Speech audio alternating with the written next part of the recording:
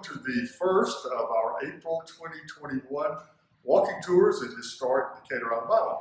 We are part of a network throughout the entire state of towns and cities that during the month of April on Saturdays do walking tours or other types of historical tours about things of interest in their towns.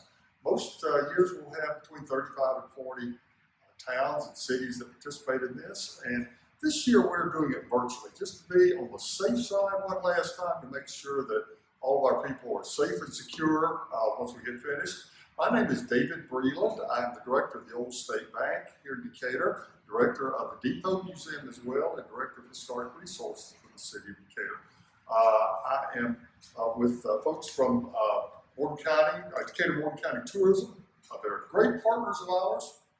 We are delighted to be able to do these in conjunction with tourism because we actually consider ourselves part of tourism as well as a part of Decatur Parks and Recreation here at the Old State Bank. This tour today, we've decided probably 15 or 20 minutes is about the limit that you would want to look at one of these tours online as opposed to walking around with us. We are accustomed to doing these very informally. We usually have a big group, sometimes as many as 100 people joining us. That would be impossible for us to safely do this year. We have a lot of banter and talking back and forth and that kind of thing. So this is a little different format, but we're delighted to share this, this time of history with you.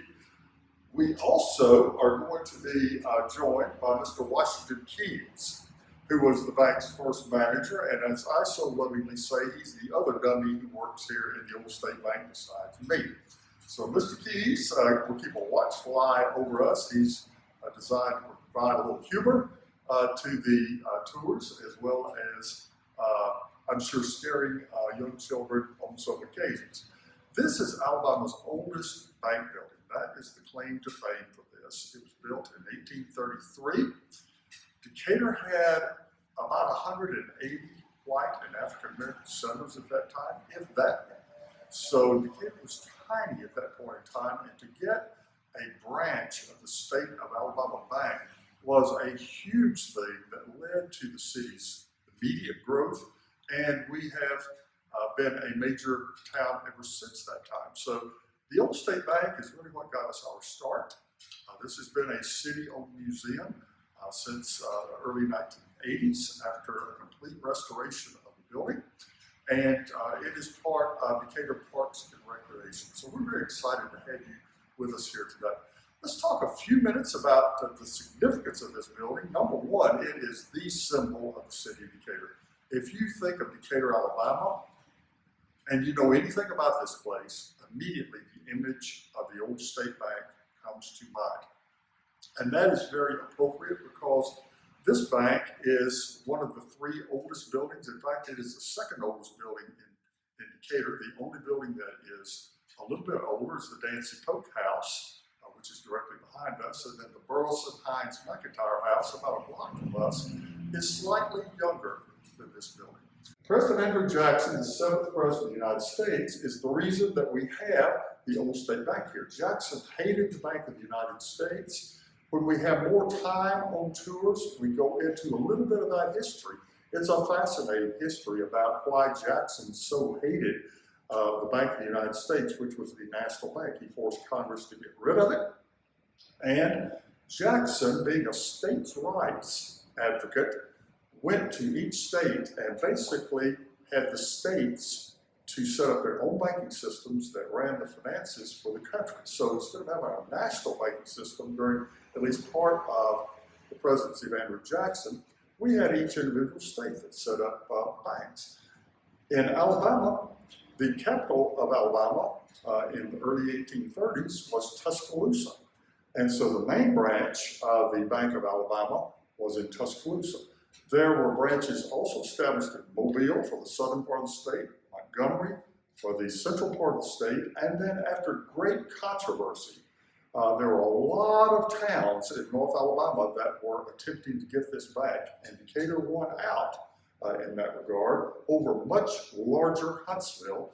By the way, Huntsville a couple of years later got another branch of the Bank of Alabama, but at first there was a main branch and three satellite branches, and the State Bank of Alabama Decatur branch was pretty much the banking alternative you had for the northern part of the state. We remained a bank until about 1842, when the bank's charter was lifted. There had been a series of financial downturns in the national economy. There had been some questionable issues about loans and other things that some of the banks had made, and so this bank, a branch of the Bank of the State of Alabama, went out of business in 1842. It's been used for a lot of things since that time, including a personal residence for a couple of families for many, many years. It was the first office of the First National Bank of Decatur for about 20 years. It was the American Legion post here for a number of years. It was a civic center for a while, and all these in no particular order, by the way. And then it became the official museum for the city of Decatur about 40 years ago, and has remained that ever since that time. So this bank building has been used for many, many purposes over the years. For a brief period of time, it was a saloon, actually. And I have seen some crocks, some old jugs that have on it property of the old State Bank Saloon. The Morgan County Archives, which is right down the street from us, has one of those jugs down there. And I see them on occasions. So that's a fun additional use. Let me tell you a little bit about kind of my thought process on how to do this museum. I have been in lots of museums in my lifetime, and I kind of categorize them as one of two types. They are either the very clean, neat type that have a very few artifacts, and they have them on a pedestal, and they talk about those very few things. I kind of like the other way of doing things, where we just put a lot of different types of things in here, representing a lot of different types of history that we have. So it has what I hope is a kind of a pleasant, cluttered look of having a lot of different things from a lot of different types of history. I do this because we actually have visitors come in here when we are open. By the way, we have been closed due to COVID for a number of months. Hopefully we can get back open here for long, same is true of our depot.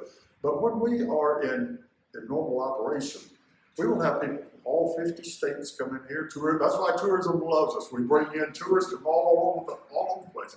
Usually all 50 states and about 25, sometimes even more foreign countries. We will have visitors to come in. And different people have different interests. They have different things that they enjoy looking at. Some come from the Civil War history here. Some come from other things that have happened over the years. And some come in for the banking history that we have. So actually we are able to show them a lot of different things. So that's a little bit about what it is that we like to do. We talk about architecture, this building, just a couple of things we'll talk about here. And in a few minutes, by the way, it's very loud outside. We are right next to very busy Highway 20. So if you go outside on the front porch, you're going to hear a lot of truck traffic. We have a lot of industry here in Decatur, and we're happy for that. Trucks going by means that goods and services are being provided to folks, and it creates a lot of wonderful and in many cases very good paying jobs here in the city. We have a very big industrial base. Outside, you're going to find a building that is, some people describe it as Jeffersonian style architecture. Maybe that isn't technically correct, but Thomas Jefferson was among the nation's very first architects. He did a lot of things besides that, but he was a great architect as well. He liked to combine the classical revival and the Greek revival styles of architecture, and in a sense he created an entire style himself. This building is very unusual. It has 5 columns. If you want to go on a fun architectural treasure hunt for the rest of your life, try to find buildings that have an odd number of columns on them. There are very, very few of them. So this building actually has 5 columns in the front, not 6, not 4 like you would normally see. That's the reason that we have 2 sets of double front doors, is to provide symmetry. The third or middle column is right in the middle of the 2 sets of doors. So it makes the building look very symmetrical. It is symmetrical. And also it's a very pleasing look, I think, as well. Outside, we also have evidence of the Battle of Decatur and other encounters during the American Civil War. Decatur was very important during the American Civil War. This was a rail junction. The Tennessee River is about 1 block away from the Old State Bank here.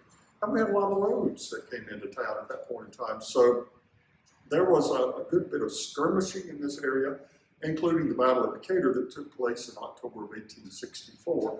So we actually have evidence of what we believe were cannonball hits, mortar rounds, lots of bullet dings. This building was right in the epicenter of the Battle of Decatur. So lots and lots of evidence of fighting here during the war.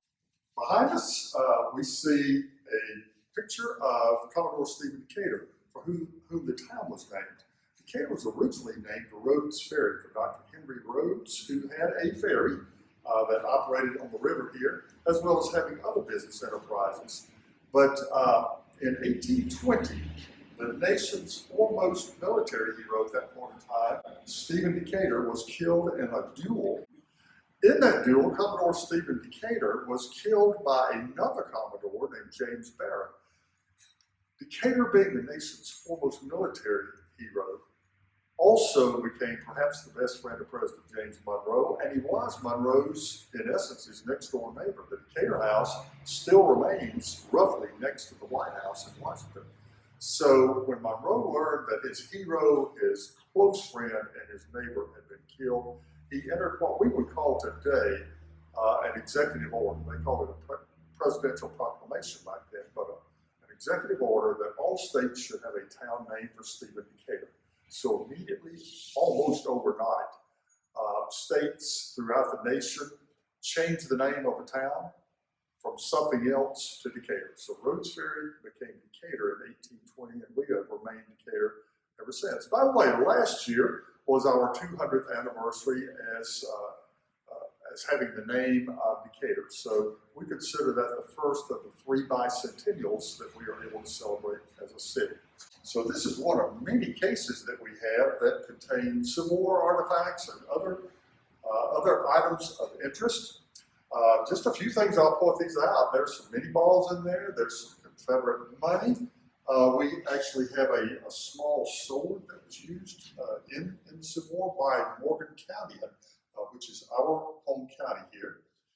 Here is a jug that we believe came from the Old State Bank saloon days. Then we have things that have to do with the founding of a new town called New Decatur after the Civil War. A group of Northerners came here after the war, founded an entirely new town, and that's what this is about, as well as much of the memorabilia that is up here.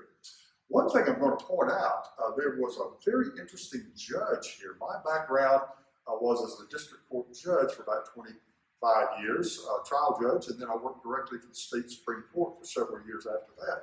So I like judicial history, and one of our former mayors, Don Kyle, brought in a wonderful chair, which Mary Ann is right next to us here. That is the rocking chair of Judge Osceola Kyle. Judge Kyle was a rather famous state court judge who became a rather famous federal judge in the Panama Canal Zone in the early 1900s.